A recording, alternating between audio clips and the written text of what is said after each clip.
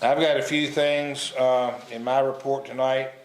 Most of the important stuff, though, is going to be updated under old business in just a few minutes. Unfortunately, the Halloween party that was scheduled for this Saturday evening has been canceled. Just weren't able to secure a commitment from enough volunteers to feel comfortable pulling that off like we needed to. So we're going to drop back and regroup and try to think about something different maybe in the spring or what have you. The river park is closed for the season. We had a pretty good run over there this year. I think we only had one or two complaints that came into town hall that I'm aware of. I don't know what the sheriff's department had, but usually Chris is pretty good about updating us on that. So I think we had a pretty good run over there this year. Wendy, do you still have the flags scheduled to be changed over to the winter flags on the 2nd? And the 7th. 7th of November. Yes, sir. So that'll be Monday, the Monday before Election Day. So they'll switch over to the winter flags. Christmas parade is December the 10th. Lineup is at noon. Step off at 1. It's a Willy Wonka sort of Christmas. Chris and Wendy are working on the applications for the participants in the parade, and I'm sure that if you just call Wendy up, she'll be able to get you straight on how to go about getting involved in that. It's a good day. It's a good day in Clifton Forge, or in Iron Gate, to have the Christmas parade down here. Everybody turns out for it. We had a good day on the 8th. We had the cleanup day down here. 5 people showed up. Richard and Gary and myself and Wendy and her husband. We were able to get the mulch that we had put in the bids along 220. I think you all made it down to about the post office after I left. We need to get a little bit more mulch and get those the rest of the bids taken care of. And after it gets a little bit colder, we're going to remove those crepe myrtles at each intersection that are blocking the view as you come out onto 220. And I also want to extend a special thank you to Ronnie Dowd. He, by himself, trimmed all the shrubs at the sign to the entrance of town and cleaned that up.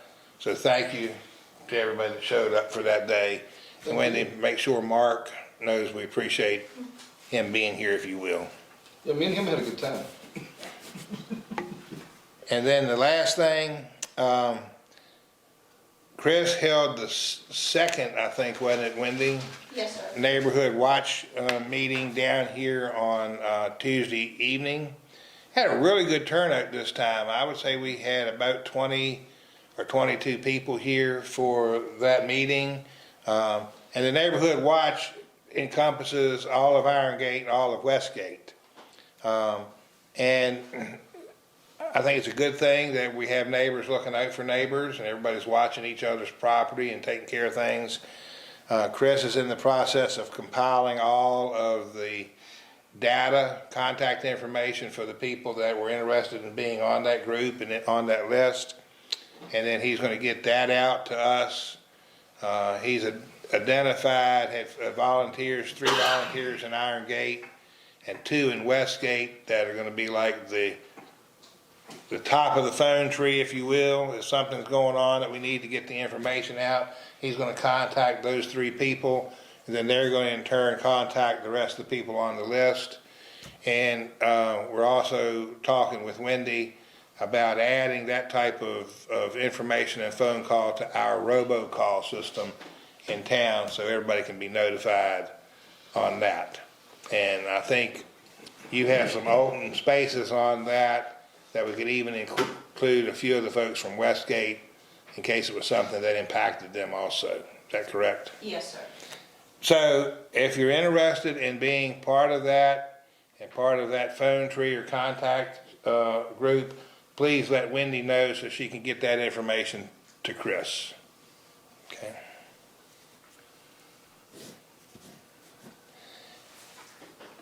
Any standing committee reports? Any public comments, Wendy? No, sir. Moving on to old business, update on the application with the light bill. With the Virginia Department of Health Office of Drinking Water. Wendy, would you like to give that update since you're the one that's been in direct contact with Kelly Ward? Yes, so back in the middle of September, we reached out to Ms. Ward and we had asked her if they had made their recommendations yet as to who was going to receive any award grants from the more recent applications that they had opened. And these would have included the ARPA funds, the second round that they were doing. She did say that they were in the process of getting a committee together to write the letters to give out the awards, and that we should hear something within the next couple of weeks. And so time went by and we never heard anything, so I reached back out to Ms. Ward, and she did tell me that they had hit some major hurdles with in regards to ARPA employees, and consequently they hadn't been able to move us forward as quickly as what she had anticipated. They are working on it though, and they hope to get it out within the next reasonable amount of time.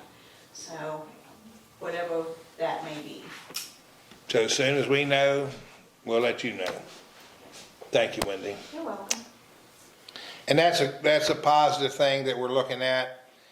And then the next update that we want to give, I'm really excited about, really positive about. And as you know, the DEQ finally opened up the application process for their ARPA funding for wastewater systems. And we revisited Engineering Concepts, who had done the PER for us back in 2016, and they updated that for us, and we've gotten that information to Gabriel from Roanoke Valley Allegheny Regional Commission.